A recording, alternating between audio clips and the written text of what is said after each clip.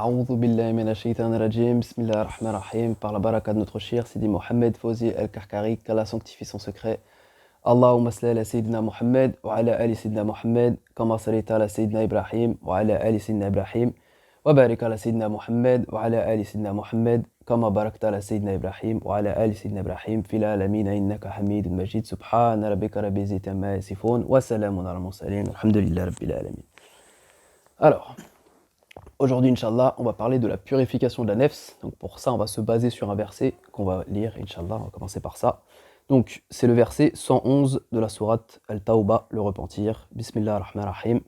Certes, Allah a acheté des croyants, leurs personnes et leurs biens en échange du paradis. Ils combattent dans le sentier d'Allah, ils tuent et se font tuer. C'est une promesse authentique qu'il a prise sur lui-même dans la Torah, l'Évangile et le Coran.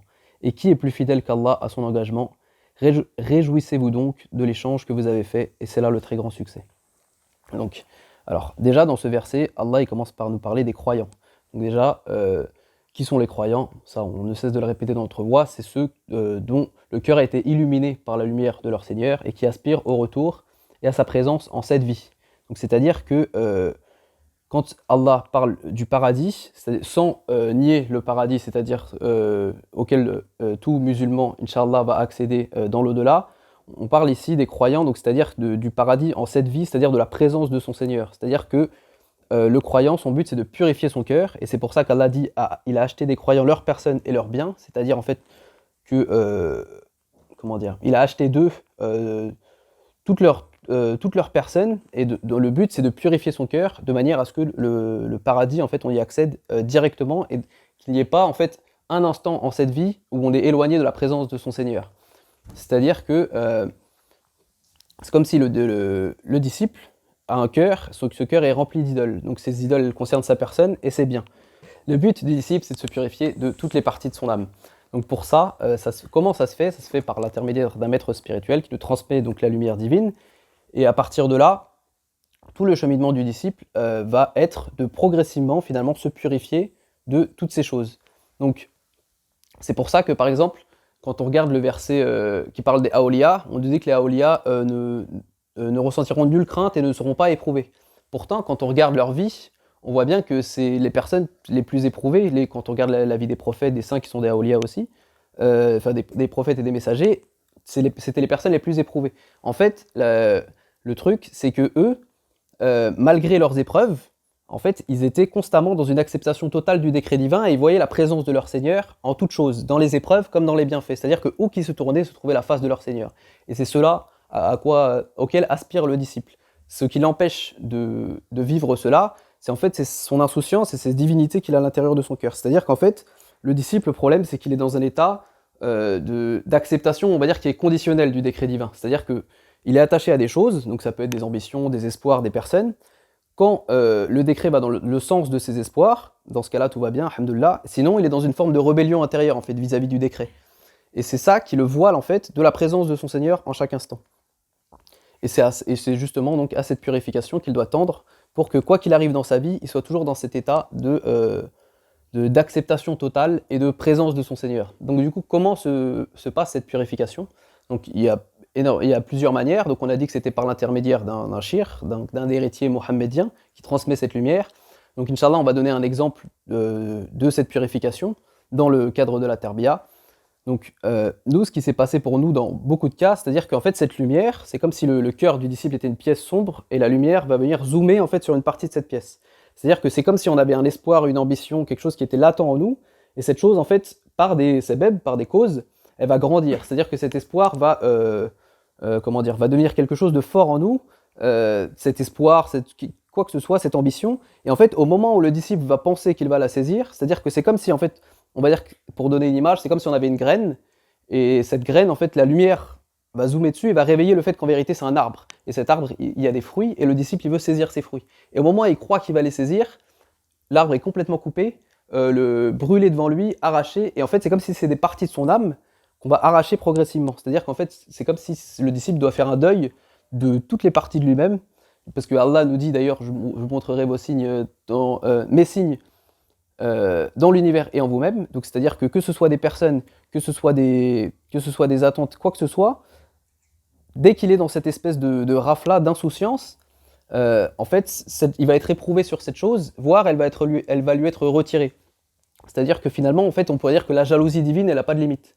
Et pour celui qu'Allah il a élu pour chercher à le faire retourner jusqu'à lui, eh ben, en fait, cette personne-là doit toujours être dans cette recherche de son Seigneur et justement doit détruire toutes ses attentes, tout ce qui l'éloigne du taslim, en fait, de l'acceptation totale du décret en chaque instant. Donc, du coup, cette purification, en fait, c'est comme s'il y avait des cycles qui se répétaient. C'est-à-dire que par des sebeb, on va avoir quelque chose qu'on a dans notre cœur, qui va grandir, grandir, grandir. Inch'Allah, à la fin, on va donner un exemple pour que ce soit plus concret. Et ensuite, cette chose, au moment où le disciple va y croire fermement, elle va lui être détruite. Donc en fait, c'est des parties de son cœur qui vont être arrachées. Et c'est un cycle qui se répète. Et en fait, c'est comme si donc cet arbre, on va le couper. Mais parfois, en fait, il faut, si c'est des choses que le disciple avait dans son cœur depuis des années, par exemple, en fait, il va pas suffire d'une fois, en fait. C'est-à-dire que il va croire en quelque chose, des sebeb, je sais pas, il peut recevoir des choses dans le moulk, dans le malakout, etc., qui vont lui faire grandir cet espoir, puis cet espoir va lui être retiré, mais tant que la racine elle n'est pas arrachée, le cycle en fait il se perpétue. Et même si le disciple finalement avec le cheminement il développe une certaine, entre guillemets, on pourrait dire une certaine méfiance, ou en tout cas il craint la ruse d'Allah, puisque dès qu'il voit qu'il tend vers un espoir, un désir qu'il a, cet espoir tôt ou tard lui est arraché, eh bien en fait c'est comme si, quoi qu'il arrive, ce cycle doit se perpétuer, parce que le but du disciple, c'est une purification totale. Et la purification totale doit passer par la mort. C'est-à-dire que l'amour d'Allah, en vérité, passe par la mort du disciple. Quand on parle de mort, c'est dans le verset, il disait ils tuent et se font tuer, c'est la mort de toute chose qui se trouve dans son cœur. C'est-à-dire que dans son cœur, c'est comme le verset qui nous dit tout doit périr sauf la face de son Seigneur. Sauf la face du Seigneur. Donc du coup, c'est ce qui se passe.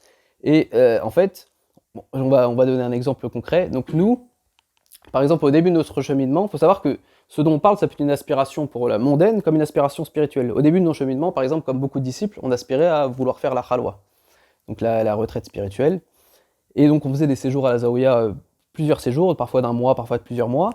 Et en fait, à chaque fois, on était plongé comme dans un espèce de scénario dans lequel cette attente, en fait, cette ambition, cette envie de la khalwa, il grandissait en nous. C'est-à-dire qu'on allait passer dans les escaliers, on voyait le frère qui préparait la pièce pour la khalwa, on se disait ah tiens ce soir c'est peut-être nous, etc. Et en fait, par des causes, donc cet espoir grandissait, Sidi Chir est monté, il dirigeait la prière, etc. Après la prière du soir, c'est là où il désigne la personne qui va rentrer en khalwa, il se tournait vers nous, donc là on voit que l'espoir il augmente, et il désignait la personne juste à côté de nous. Et c'était pas une fois, deux fois, c'était plusieurs fois. Et à chaque fois, en fait, il y avait ce cycle. C'était soit ça, soit il y avait un frère qui venait par exemple à la Zaouïa pour un séjour, et ce frère, je le voyais faire quelque chose qui éveillait un espèce d'orgueil de ma part vis-à-vis de lui. C'est-à-dire que je le voyais faire quelque chose, et je me disais, ah franchement, quand même, ah il abuse un peu, quoi. Et dès qu'il me disait ça, le soir même, ce frère-là, Sidi Cher, il le faisait rentrer en khalwa. Et en fait, c'est quelque chose qui s'est répété, jusqu'une fois où je suis venu à la Zaouïa, et cette fois, c'était pas pour un long séjour, c'était pour un séjour de 3 jours, et c'était un moment de mon cheminement où j'étais fatigué. En fait, je voulais juste, il n'y avait pas ni de rentrer en khalwa, ni quoi que ce soit, je voulais même pas entendre parler de ça, en fait. Je voulais juste aller à la Zaouïa, reprendre un peu de force, et ce séjour-là, le scénario se répète, donc Sidi Cher, le premier soir où je suis là, il fait rentrer la personne en khalwa qui est juste à côté de moi, donc il se tourne vers moi et il fait rentrer la personne à côté, mais cette fois, en fait, il n'y avait plus rien dans mon cœur, en fait, il n'y avait pas de déception ou quoi que ce soit, ça changeait rien, en fait, limite, je voyais presque ça comme un film avec un espèce de recul, je me disais, subhanallah, la tarbiya, c'est, enfin, quand on voit ça avec de la hauteur, il y a une beauté, en fait, là, dans cette éducation, et il y a un bienfait, et donc, du coup, le deuxième jour, donc je vais voir Sidi Cher pour lui dire que je vais partir, que je pars le lendemain, et il me suggère de rester, et le lendemain, il me fait rentrer en khalwa. C'est-à-dire qu'en fait, j'ai couru après la chose, cette ambition, elle a grandi en moi, et plusieurs fois, donc elle a été brisée, jusqu'à ce qu'il n'y ait plus rien. C'est comme dans le verset qui nous dit « Moi, je suis vaincu, fais triompher ta cause ». Et c'est ça, en fait, c'est quand le disciple, il abandonne tout espoir de la chose, que la chose, s'il est disposé à la recevoir, elle peut venir à lui, en fait. Et avant ça, c'est pas possible, parce que justement, de par cette attache, il sera forcément éprouvé sur la chose.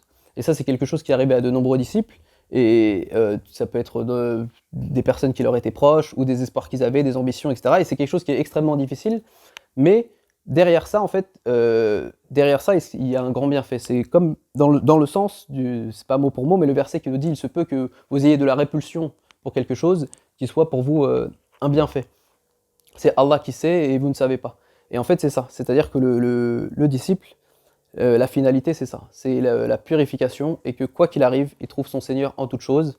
Et voilà, on va s'arrêter là, Inch'Allah. Subhana rabbika rabbil izzati amma yasifun, wa salamun ala al mursalin, alhamdulillahi rabbil alamin.